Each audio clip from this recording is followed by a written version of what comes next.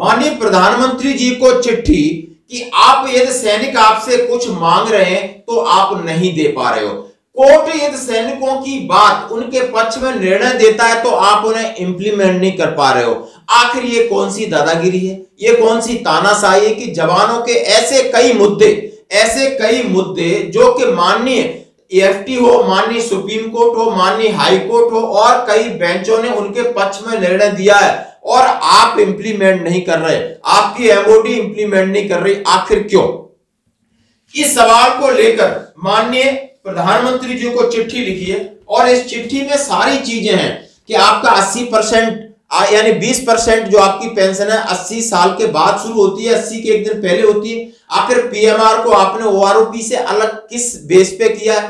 आखिर ओआरओपी की इतनी अनियमितता है कि आपने जो नेशनल पे का है, जो एवरेज की जगह आपने मैक्सिमम क्यों नहीं रखा?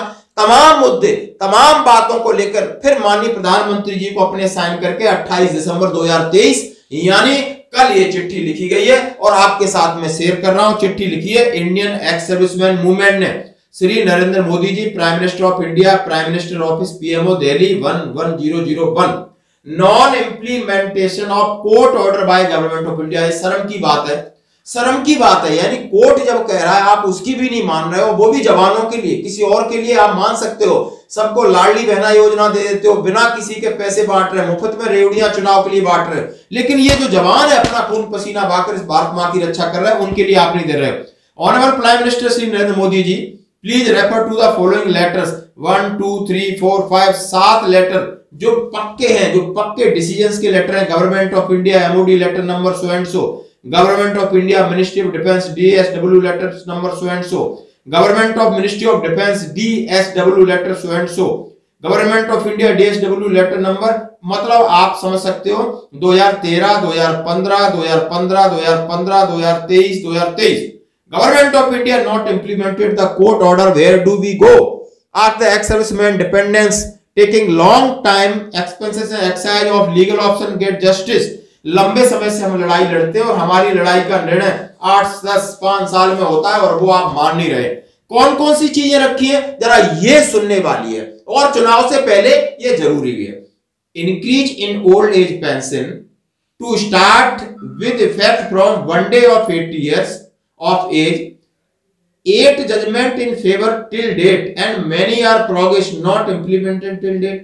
यानी 80 साल खत्म होना नहीं, 79 ईयर खत्म होना और 80 साल के पहले दिन से 20% बढ़ोतरी बनती है और इसके 8 जजमेंट इनके फेवर में आए। माननीय सुप्रीम कोर्ट और हाई कोर्ट के बहुत सारे आपने इंप्लीमेंट नहीं किया अभी तक, आखिर क्यों?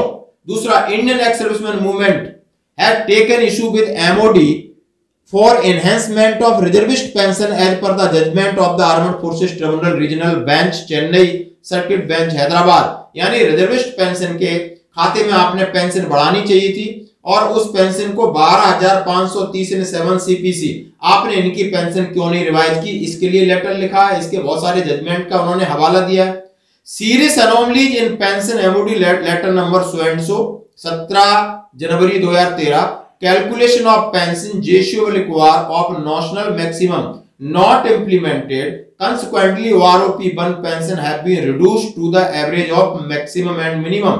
यानी उन्होंने कहा है कि मैक्सिमम को एवरेज रख करके आपने पेंशन फिक्स करना चाहिए था। बड़ी अनोमली इसमें पैदा हो गई है लेकिन आपने उसको एवरेज करके फट्टा बैठा दिया। Premature retirees granted OROP benefit of ORP1 but denied OROP2 not justified. यानी OROP2 में आपने पीएमआर को आउट कर दिया और ये पीएमआर OROP1 में आपने कंसीडर किए और जब आपने खूब जोर जोर से घोषणा भी की लेकिन आपने अपना डिसीजन खुद बदला, क्यों?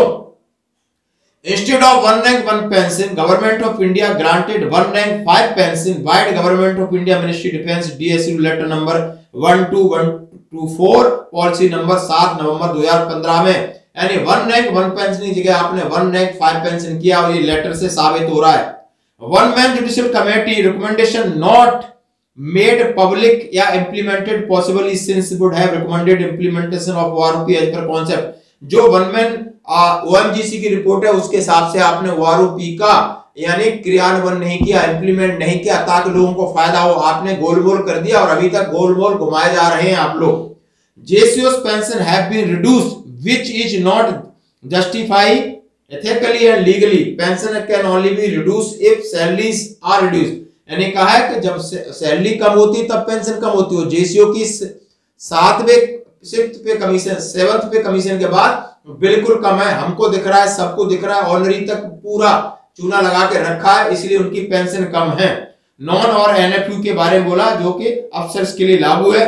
मे I request the honourable prime minister to reconsider and grant the justice at the earliest. यानी जो मामले कोर्ट ने आपको डिसाइड किए हैं आप उनके ऊपर अमल करिए ताकि JCO जवानों को सरकार पर भरोसा जागे, अपने न्यायालय के ऊपर भरोसा जागे। न्यायालय भी झूठा होता है और नेता तो झूठा बोलते हैं, उनकी तो चलो हमें एक्सेप्ट है, लेकिन आप न्यायालयों के भी जो न्याय के लिए बैठे हैं उन्होंने JCO जवान या सैनिकों के फेवर में जो न्याय दिया है आप उन्हें इंप्लीमेंट करें, ये आपसे निवेदन है। और यही नीचे लिखा है मेजर जनरल सतवीर साहब है सेना में।